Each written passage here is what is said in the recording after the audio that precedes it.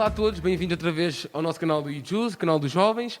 Hoje temos um convidado especial, aqui o nosso irmão Ferrer, e hoje temos um título muito especial, uma coisa que já há muito tempo nós queríamos fazer, e o título é assim, Vozes que nunca se calam e memórias que nunca se apagam. Este título foi um título que o pastor criou. Nós estávamos com uma dificuldade muito grande a ter um título para isto, mas nós queríamos introduzir esta noite e para as pessoas que estão aí fora perceberem, às vezes, as pessoas com mais idade têm histórias que não podem às vezes contar. E nós o que queremos fazer com o irmão Ferrer hoje é ouvir a sua história com Cristo, a sua caminhada após caminhada, que até hoje está aqui, e que fique sempre lembrada nas nossas memórias, mas não só, que fique aí também para vocês verem quando vocês quiserem, porque isto é para a vida, não é uma coisa que agora se apaga. É verdade. E pronto, irmão Ferrer, se quiser pode começar a contar a sua história, nós aí depois vamos começar a fazer algumas perguntas para si. A minha história é uma história comprida. Estamos preparados. Eu conheci o Evangelho em 1950. Não posso ter ideia absoluta do mês. Não tenho a ideia, mas deve ter sido na época do verão. Eu descobri que havia uma igreja evangélica em Sacavém e tomei nota das horas, portanto, dos cultos, e sei que no domingo seguinte eu fui a pé, porque não havia transportes, não é? E fui assistir ao culto. E logo nesse culto eu decidi-me por Jesus. Tinha aqui os meus... ainda não tinha. Se não tinha, estava a fazer os meus 14 anos de idade. As coisas, quer dizer, eu posso contar-vos coisas que podem parecer um bocado estranhas, não é? A vocês hoje, porque vocês hoje têm uma ideia diferente, vocês hoje têm uma visão diferente, as novas tecnologias, a forma de estar, a forma como vocês, a própria forma como vocês foram criados, tudo isso teve influência e há mudanças, não é? Mas ao fim e ao cabo, com Cristo é a mesma coisa. Cristo não mudou, Cristo é o mesmo, e o Cristo que eu conheci em 1950 é o mesmo que vocês conhecem hoje. E a própria palavra diz-nos que Ele era o mesmo ontem, é o mesmo hoje e será o mesmo eternamente. Portanto, nós tínhamos as mesmas dificuldades que vocês têm, nós tínhamos os mesmos desejos que vocês têm, nós fizemos as mesmas asneiras que vocês às vezes fazem, não fomos melhores nem piores do que vocês são, fomos se calhar iguais ou piores, não é?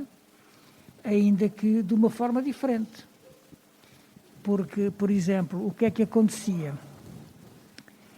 Acontecia que nós tínhamos muitíssimas atividades na igreja. Por exemplo, havia cultos à terça-feira, havia cultos à quinta-feira, havia reunião de jovens ao sábado, havia um culto de manhã ou domingo às 8 horas ou 9 horas da manhã, havia depois uma coisa que era a escola dominical, que é hoje a nossa super igreja, mas que não funcionava à hora dos cultos, portanto tinha uma hora específica, e depois, no domingo à tarde, a partir das 3 horas, nós tínhamos culto em Sacavém às 3 horas, em Moscavide às 5 horas, depois às 8 horas ou tínhamos na Póvoa, ou tínhamos na Neves Ferreira, ou, quer dizer, nós tínhamos uma atividade.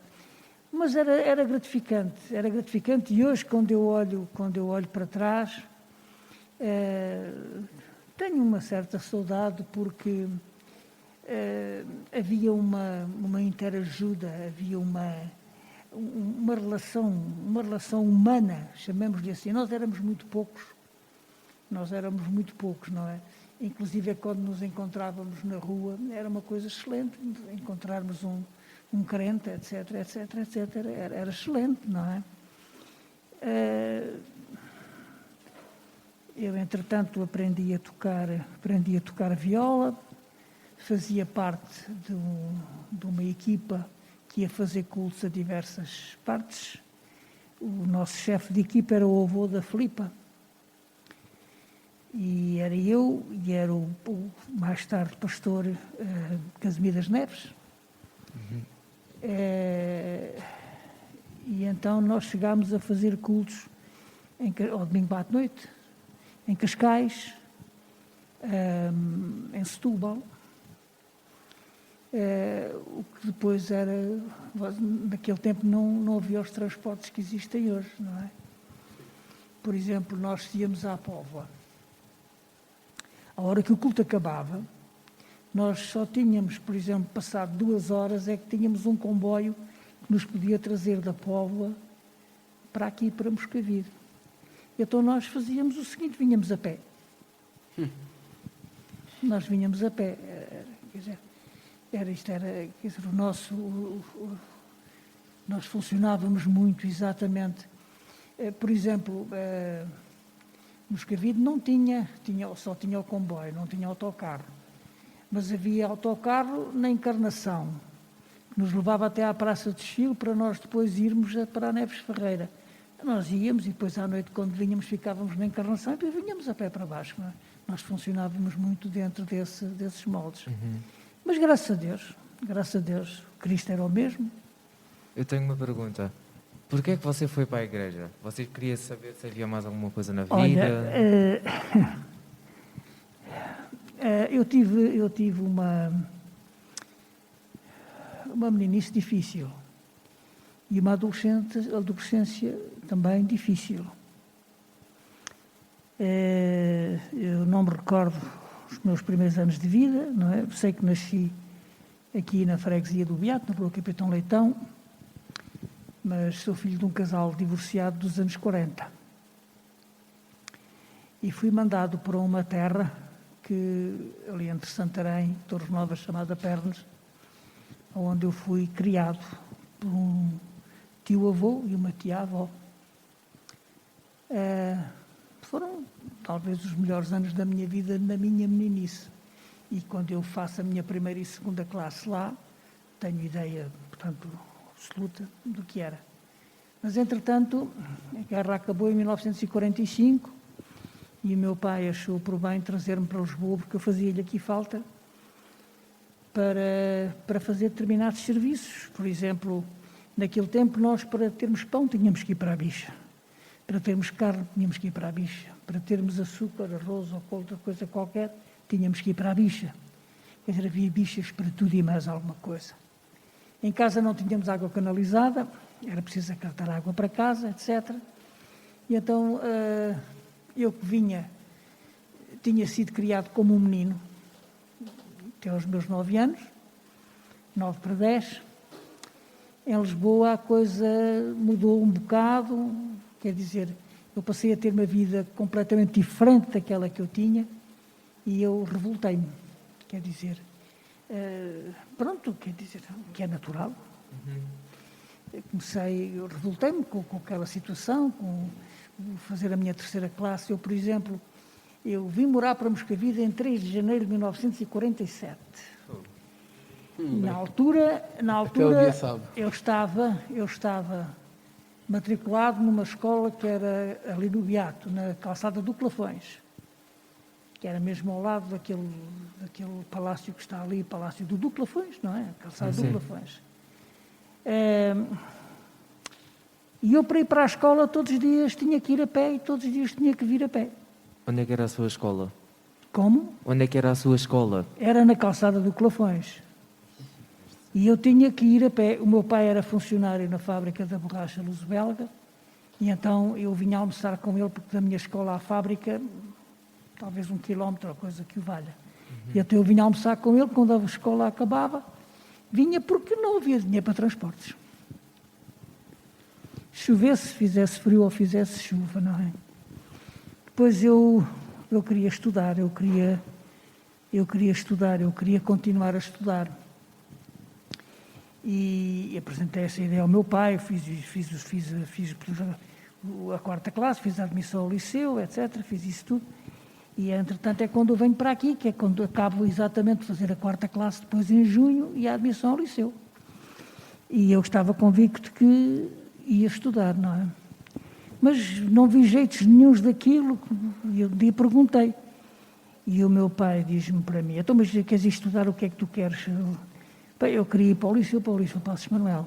Para o Liceu Passos Manuel, não. Eu não preciso de doutores na família, eu preciso é de gente que trabalhe.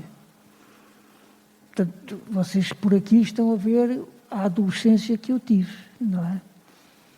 E então eu tinha sido lá na minha aldeia, eu tinha sido educado na Igreja Católica, assistia às missas ao domingo, etc. E ajudava lá, era dos meninos que ajudava no altar com as bandeirinhas e mais não sei o quê, mais não sei quanto, etc.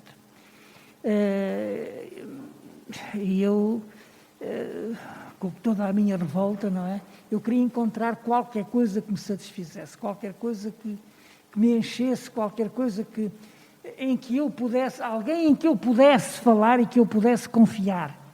Porque, eu, ao fim e ao cabo, eu não tinha ninguém à minha volta. Eu era apenas uma peça que estava ali para servir os outros.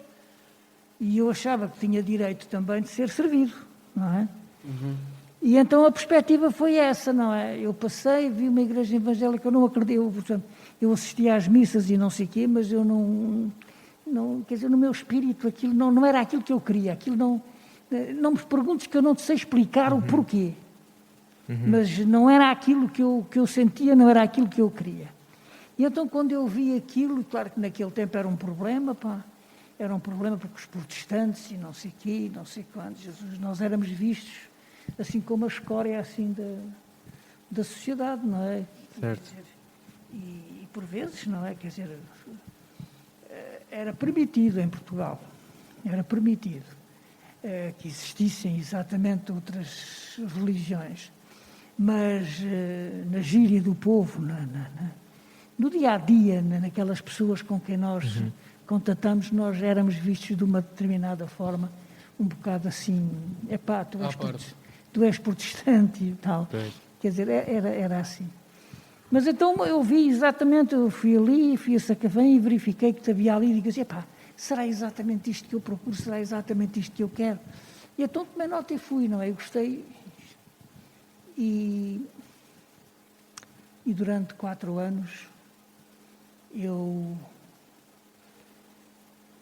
segui a Deus. Então, e irmão Ferreira, como é que foi o seu dia quando aceitou Jesus?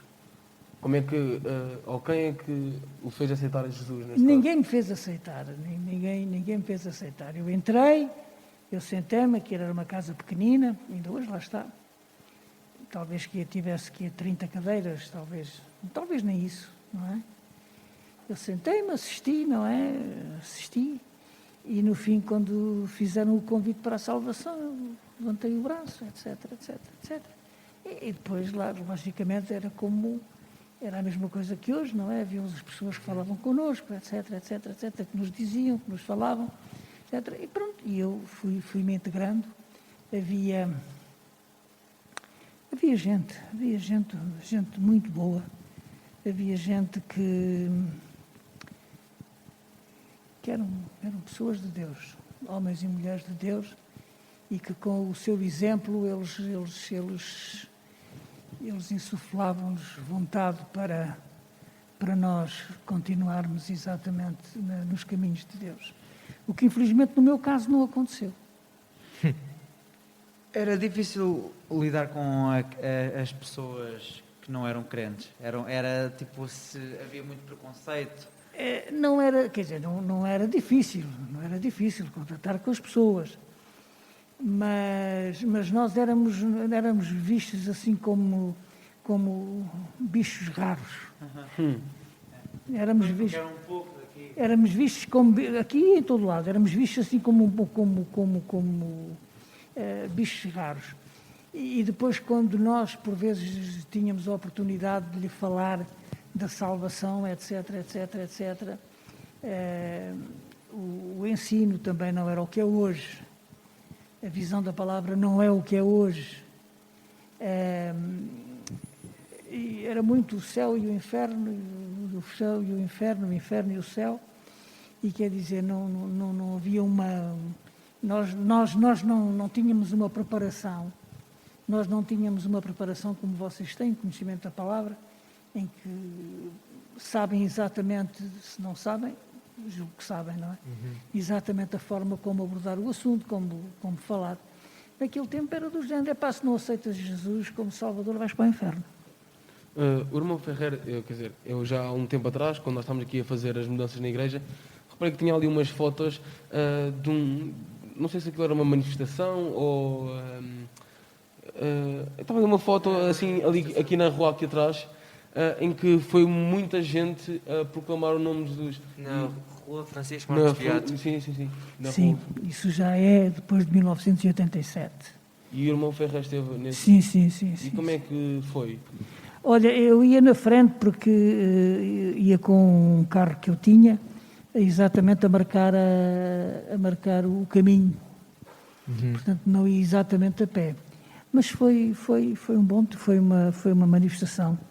Esta igreja fez coisas extraordinárias. Essa foi uma manifestação na rua, não é? Uma manifestação de fé, em que nós partimos do pavilhão e fomos para o pavilhão. Partimos do pavilhão e fomos para o pavilhão. Foi assim. Isso deve ter sido em 1990, 91. Isso eu já cá estava. Porque eu fui-me embora em 1954 e voltei em 1987. E durante esses 3 anos, o que é que aconteceu? 33 anos. 33. Eu quero dizer-te que eu não estava na igreja.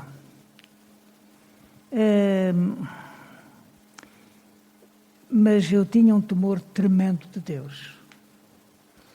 E uma das coisas que eu dizia,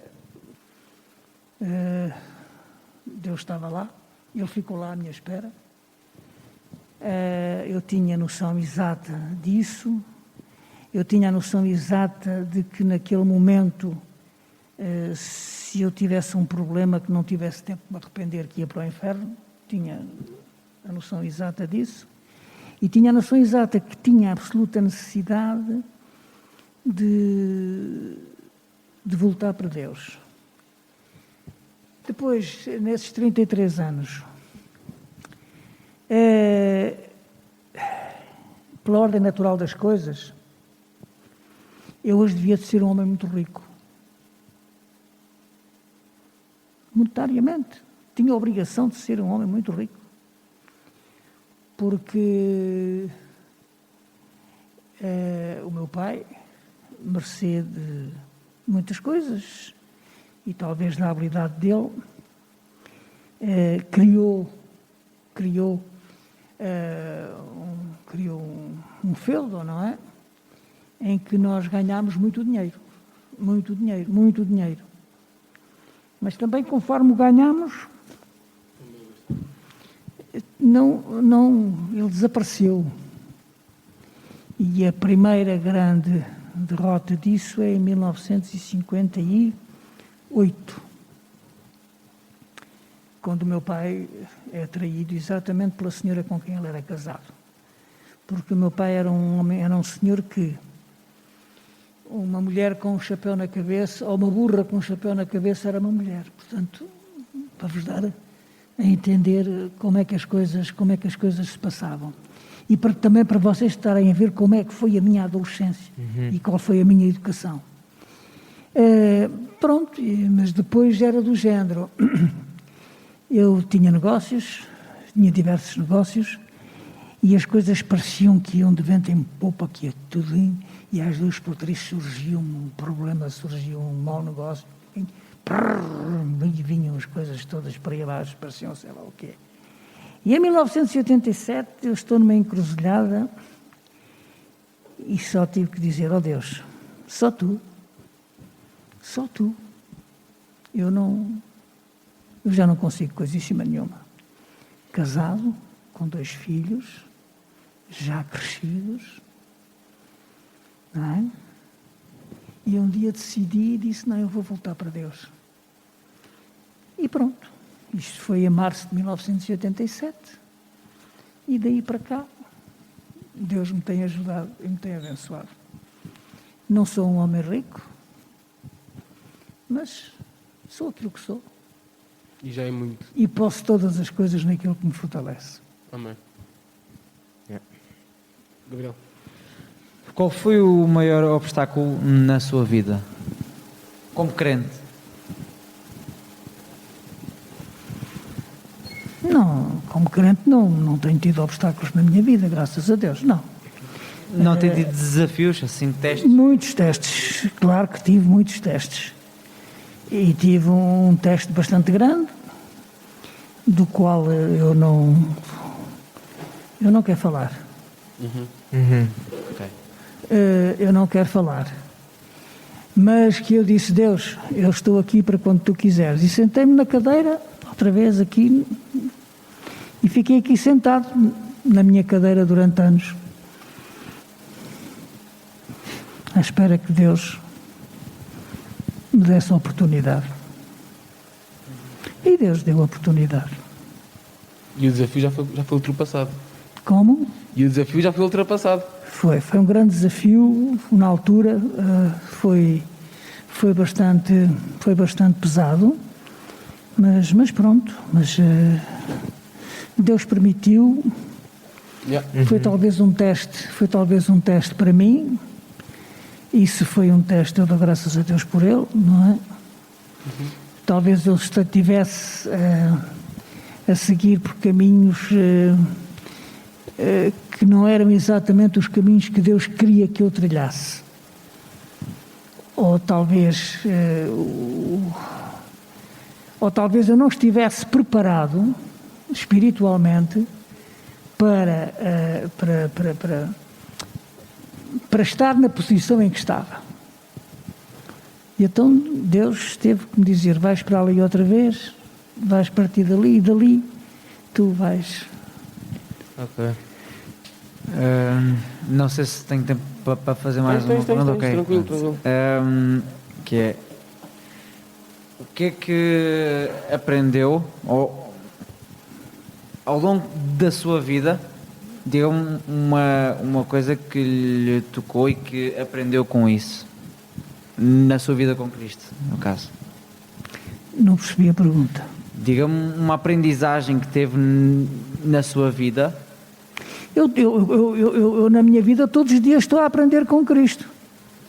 Estamos todos a tentar ser igual a ele. Todos os dias estou a aprender com Cristo.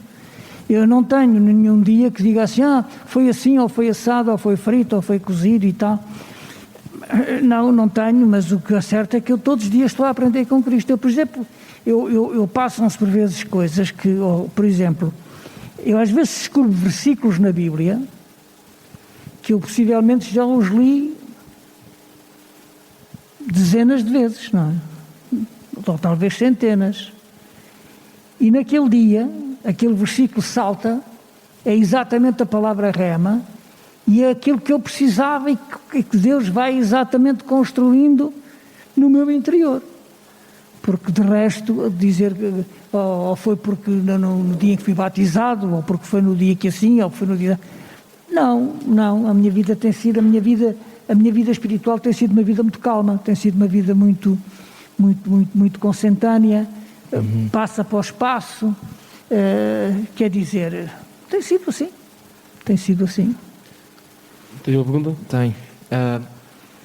Eu sinceramente tenho assim um versículo que às vezes lembro-me quando estou a batalhar uma coisa difícil na minha vida. Você também tem um? E se tiver, qual é? Tenho diversos. Mas eu tenho, por exemplo... Olha, tenho, por exemplo, o Salmo 149 até o versículo 22.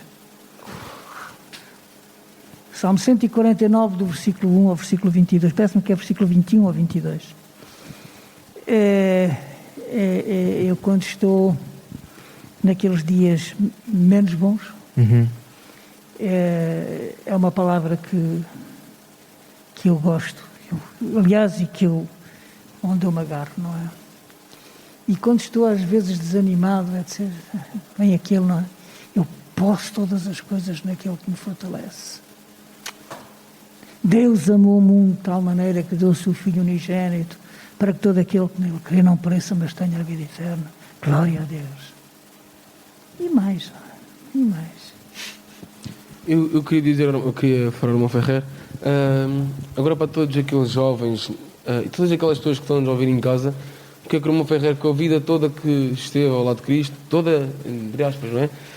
Tudo o que aprendeu, o que é que poderia dizer às pessoas? Porque às vezes nós, vindo de nós, dos jovens, dizemos, tu não acreditas em Deus, mas Deus vai mudar a tua vida. E às vezes a nossa convicção pode, mas tu só tens esta idade. A resposta às vezes pode dizer, tens esta idade, tu não sabes nada ainda do que é a vida. E o irmão Ferrer já não, o irmão Ferrer tem uma certa idade grandiosa e que já passou por várias coisas que uma vez disse-nos lá dentro, vocês não querem ser iguais a mim, porque eu já fiz coisas muito mal também.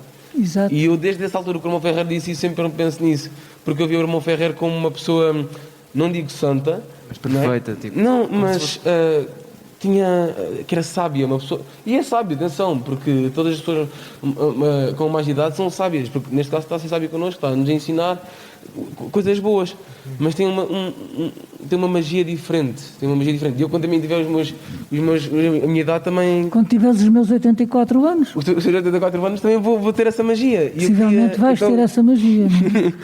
eu queria mesmo que o irmão Ferrer então pudesse passar essa magia olhando para aquela câmara lá ao fundo, se quiser. Olha, eu já tenho dito isto até a alguns irmãos. Eu não consigo conceber como é que as pessoas conseguem viver sem Cristo. Não consigo. Porque viver sem Cristo, eu não sei, eu não consigo, mas eu, por exemplo, eu tenho todos os dias tenho o meu tempo devocional de oração, mas à parte disso, às vezes se eu acordar às 4 da manhã para orar até às 5h30 ou até às 6 horas, etc. E eu tenho alguém com quem me relacionar, tenho alguém com quem falar, tenho alguém a quem apresento os meus problemas, a quem apresento as minhas dúvidas, a quem eu pergunto como é que eu faço, Deus? E às vezes durante a minha vida, quando eu fiz aquelas burradas que não devia ter feito e que as coisas aparecem à tona d'água, eu voltar-me e dizer-me, Deus, e agora? E agora, Deus? O que é que eu faço? Como é que eu faço? Como é que eu vou fazer? E aí aparece-me um versículo que é assim, aquietai-vos, eu sou Deus. Isso é outro versículo que vem muitas vezes quando eu estou naqueles períodos mais, quer dizer, naqueles momentos mais difíceis, aquietai-vos, eu sou Deus. Esse versículo vem, eu digo, Senhor, muito obrigado, Deus. Eu não consigo entender como é que as pessoas conseguem viver sem Deus. Eu não consigo. Hoje eu não consigo entender. E logicamente, a única coisa que eu poderia dizer às pessoas foi a mesma coisa que Paulo disse lá ao carcereiro quando estava preso e que as prisões se abriram, etc. E que o carcereiro veio e disse-lhe, não é? E o que é que eu hei de fazer, não é? E o Paulo disse-lhe para o carcereiro, crê no Senhor Jesus e serás salvo tu e a tua casa. Não é? É a única coisa que eu poderia dizer às pessoas que não conhecem Deus, é que se realmente querem ter realmente um amigo, se querem ter em quem confiar, se querem ter com quem conversar, com quem e logicamente terem uma perspectiva de vida completamente diferente,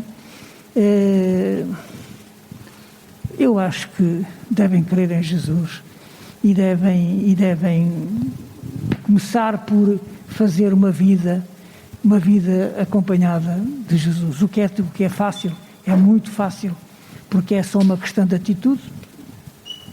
É só uma questão de atitude. David? Okay. Não tenho mais nada a dizer. Acho que com tudo isto nós podemos acabar aqui.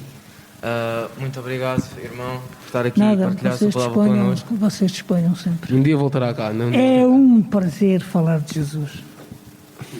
E sempre que me dão essa oportunidade, eu não a perco. Opa, agora eu ia dizer que ainda era ser como você, sábio.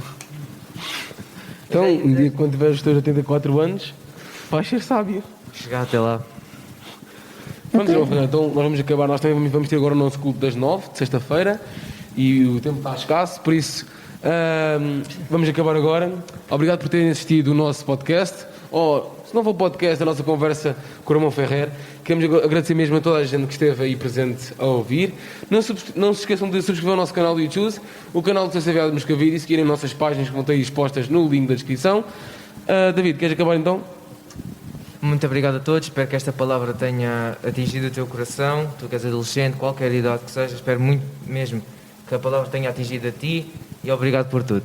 Obrigado. Até à próxima. Até à próxima. Até já.